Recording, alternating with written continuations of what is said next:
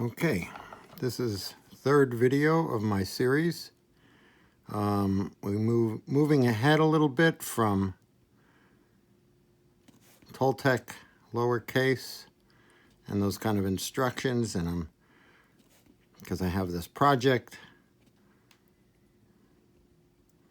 real world project, for a documentary title for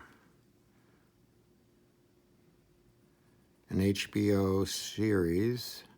I don't know that much about it yet. All I know is it's called Tribex, and it's about clans all over the world, kind of investigating what makes us human, how are we different yet the same. Sounds really interesting. A lot of content in it. As you can see, my pen is the parallel ink. It's a little bit weird. It's not like regular water-based ink, so I have to figure out which one to do first. Should probably go all the way over here.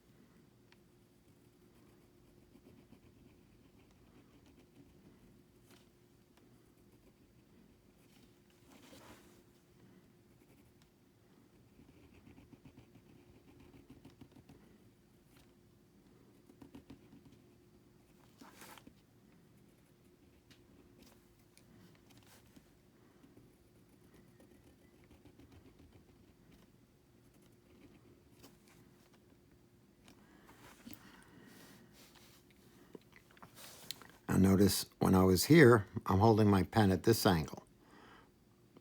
And this system works so that you have a thin up here and then it flows into a thick. But here, if I did the same thing, it would start thick and then end thin.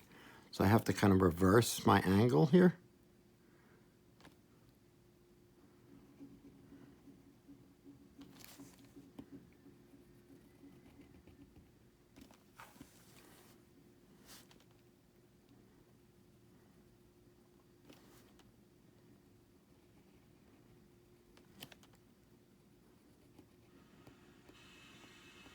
And I'll explain a little bit about how I put this whole thing together. Just a minute. Let me try to finish this.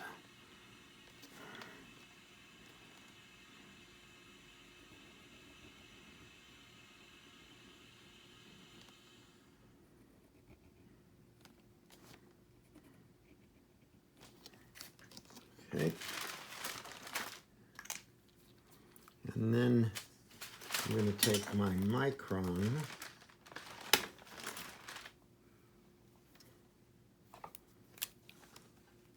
well, I really have to wait until it dries, so you don't want to put your hand on top of this.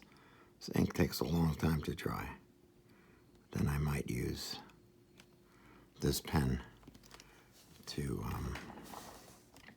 add the thin strokes. It's a little more controlled than the edge of the, like, accentuate the little points. So there's a little bit of touch-up involved, not too much. And if I get a little closer here, I'm working on vellum. And vellum is cool because, at least the good kind of vellum, Canson, Vitelon, it allows you to touch up with your with an X-Acto knife. In this case, I don't have too much touch up, but even if you made a mistake, it would be possible to clean up an area, even reshaping curves ever so slightly. It's kind of microscopic. You can hardly see what I did there, but just like improving this curve a little bit. Okay. Oh, I don't need any touch-up. Amazing. I usually do on this, because this is kind of tricky to do, because like when I'm writing it, I'm really a little bit more concerned with placing the stroke in the right place than I am on making a really nice, beautiful curve. And then I go back in later. Okay, I'll give you another example of a little touch-up spot right here. A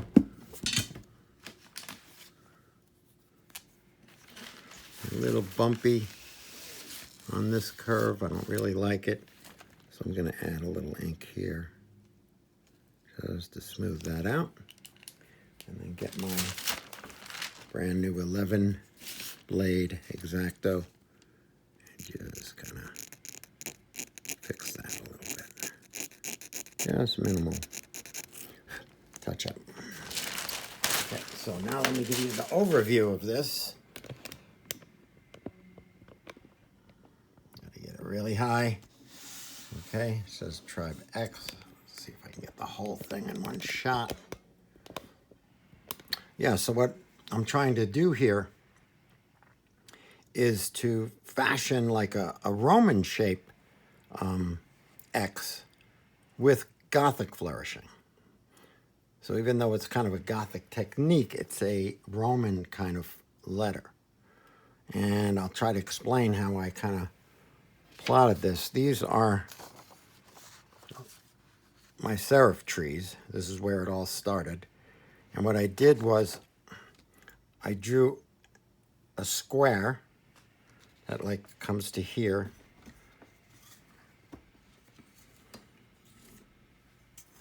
And then I drew an X right through the middle of the square, right? And then my serif tree sort of ambles down here along that line. And then I just add extra flourishes here to kind of shape it into almost like a serif kind of letter form. Looks like I'm missing something. Right here. Just kind of finish off the point of that sort of serif that would go here. Okay, and then and pretty soon this is going to be scanned, and there's going to be a beautiful background behind it of like some photography, probably of some tribal kind of people. But as far as I know, this show kind of expands the use of the word tribe to mean any kind of group, not just indigenous peoples, but maybe we're a tribe of people who are into type. So there's endless kinds of tribes, contemporary and old. Okay, so how I did this was, first I did a sketch of a possible flourish design. Then I refined the sketch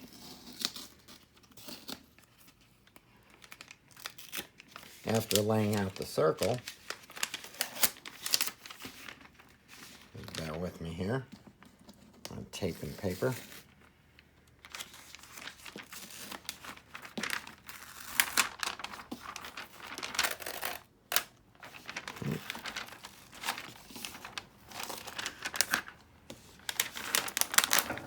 Guess I can rip this. I don't need it anymore.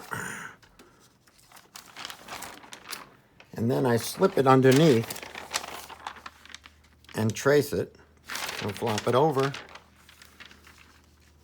and trace that, and just keep doing that until I have a complete X by moving it around and tracing. It's a really kind of painstaking process. If I was going to make a piece of fine art out of this, I'd probably now take this and put a beautiful piece of paper on top, real nice paper, and then bring it on my light table and maybe use 2 colors. Maybe I'll get that far, but to tell you the truth, I probably won't, because they're going to colorize this a little bit later. They are. Luckily, I'm working with a great art director and people, so that'll be great. So the way this all started out was with this little system I designed of flourishing. So there is a little bit of guidelines that's necessary. Don't just start knocking this out without guidelines of some sort. You can see how it builds. You need a center line and this kind of technique. And there's only certain kinds of strokes that really work. And so I built upon this by, you can just expand out and out. You can even start making flourishes come out from here. And then that ended up in there, and like in this form, and then this form ended up in that X, which, interesting, the art director calls it Arabic. Oh, do your Arabic, swash work. And I guess it looks kind of, the cool thing about it is it's actually Gothic. Call these cadles, but it has a universal kind of a look. So then I was kind of fooling around with the form of like a more Gothic letter. This is a real rough one. And just playing around, seeing what kind of shapes I can get and how I can kind of fill in a Gothic, more of a Gothic letter.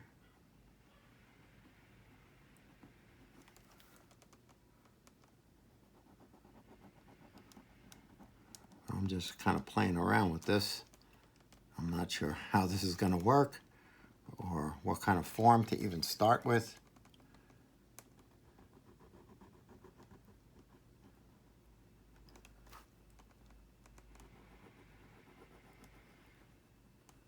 We'll see how it goes. I'm just going to keep messing with this. So I'm kind of sharing my process with you. Usually I don't show this until I've kind of perfected it a little bit more. But in this case, I'm just going to kind of mess around until I get a nice kind of series of shapes that define this.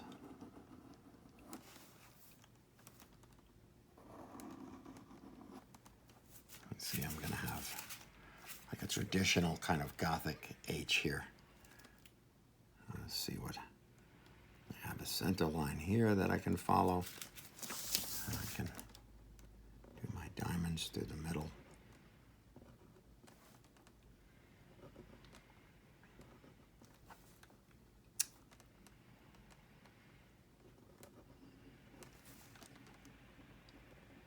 Just keep going until it's kind of all filled in, nice and kind of solid. I really know exactly what I'm doing. Just trying to see what works.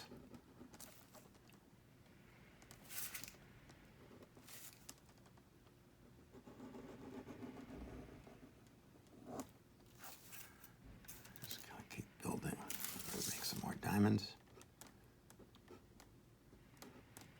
If I was really trying to do this right, I would now trace this again.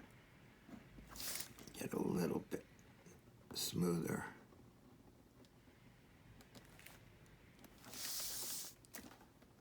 Better if it goes to a point. See this little trouble spot here.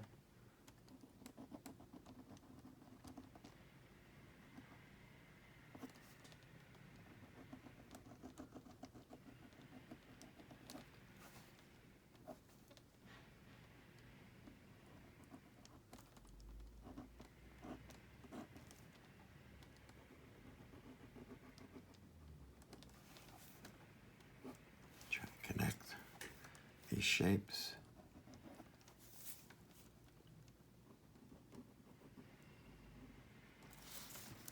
And just keep flowing with it. Like right now, I'm not really trying to make it look beautiful. I'm just trying to figure it out. Like, how does this work? Does it work? You know, then I can have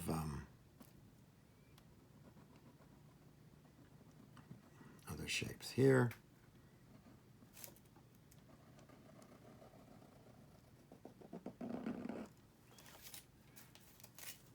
Maybe right through the middle here.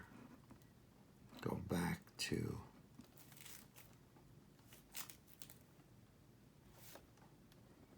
my little sergeant stripe things, which I need like kind of a border for, so I have a parameter to work with. Go down here, up here. This should have a line too.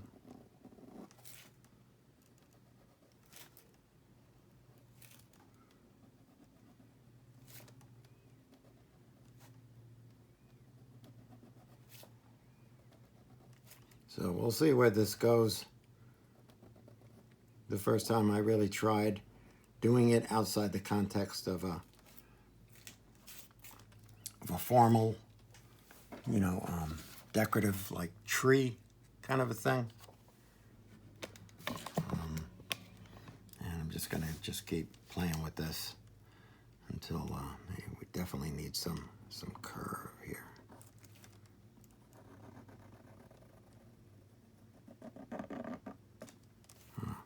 Okay. Interrupt that with a diamond.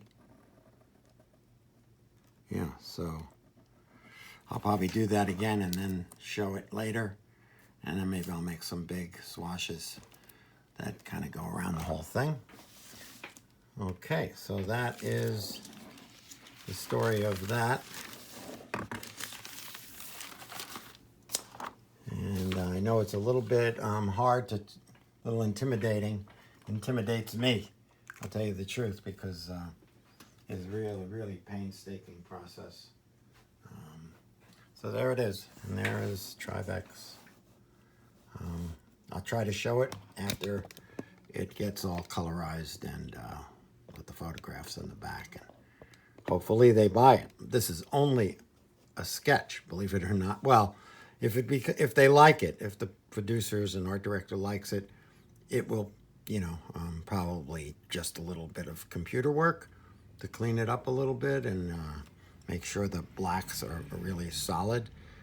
Although there's a little room for imperfection because it's supposed to look hand done, but it's not even really sold yet. So the sketch will become the final if it's approved. So there's other ideas I have to come up with as well. This is just my favorite one. Okay, it's the end of this demo. And by the way, I know there's a lot of background noise. I live on a busy street, so it's almost impossible for me to wait until they stop jackhammering and sawing and all that kind of stuff outside. So I hope it didn't annoy anybody. All right.